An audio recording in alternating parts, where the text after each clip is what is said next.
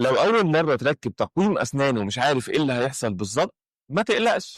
النهارده هحكي لك خطوة بخطوة إزاي بيتم تركيب التقويم، وهتفهم كل حاجة قبل ما تدخل العيادة. أول حاجة بيبدأ بيها دايما دكتور الأسنان هو إننا نعمل تنظيف جير وتلميع لأسنانك علشان سطح السنة ده يكون نظيف جدا جدا، علشان نقدر نلزق عليه البراكت، والبراكت دي اللي هي الفصوص بتاعة التقويم سواء كانت شفافة أو معدنية، وتلزق بشكل صحيح وما تقعش أبدا بسهولة. تاني حاجة زي ما بنعمل الحشو بالظبط، بنحط أول حاجة خالص مادة اسمها الأسيد اتش، والمادة دي بتعالج سطح السنة بطريقة معينة بحيث إن هي تخلق فيه مايكرو بورز، يعني فراغات صغيرة جدا لا ترى بالعين المجردة، يدخل جواها اللزق وبالتالي يلزقوا في بعض بقوة جدا جدا كيميكالي، تلاقي الفص قاعد على سنة ولازق فيها كويس ومش بيقع أبدا ولا بسهولة. تاني خطوة بنعملها بنفصل المادة دي كويس جدا اللي هي الأسيد اتش، وبنحاول نحط قطن كده حوالين الأسنان علشان تفضل ناشفة كويس جدا طول الفترة اللي احنا بنلزق فيها البراكت. وبعدين بنحط البند بتاعنا على السنة، وكمان بنحط بند برضو على البراكت. بعدين بنحط جزء من اللزق اللي هو بيبقى كومبوزيت بس تكون الفلويبيليتي بتاعته عالية شوية، ونحط يا دوب على قد البراكت بالظبط، وبنسيب كل حواف البراكت دي حوالي ربع ملي من البراكت مش عليه أي كومبوزيت، علشان لما نلزق ما يطلعش عندي اكسس كومبوزيت كتير ولا حيرني ولا بشيل.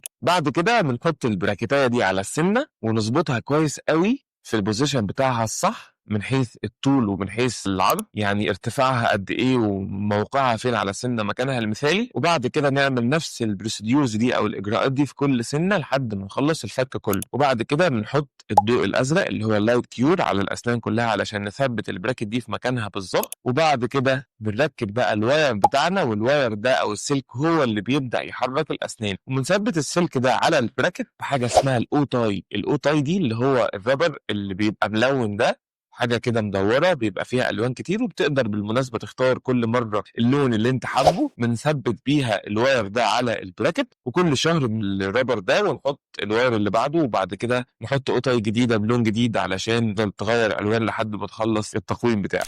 فكرة تركيب التقويم مش معقدة ولا مؤلمة زي ما الناس فاكرة، بس أهم حاجة تكون صبور وتحافظ على تعليمات الدكتور، وتروح في مواعيدك وما تاكلش حاجات ناشفه، وتغسل سنانك كويس، وما تاجلش ابدا زيارتك للدكتور. هتلاقي نفسك في خلال 9 شهور سنه بالكتير قوي خلصت كل مشاكلك في اسنانك، واسنانك اتظبطت وبقت ممتازه، وصلت للهوليوود سمايل اللي انت كان نفسك فيها. ولو عايز تعرف اكتر عن العنايه بتقويم الاسنان او نصائح فتره العلاج، اعمل لايك للفيديو، سبسكرايب على القناه، واستنى الفيديوهات الجايه. ومش هننسى في اخر كل فيديو نصلي على حبيبنا النبي زي ما تعودنا، فاللهم صل وسلم على نبينا محمد وعلى اله وصحبه وسلم.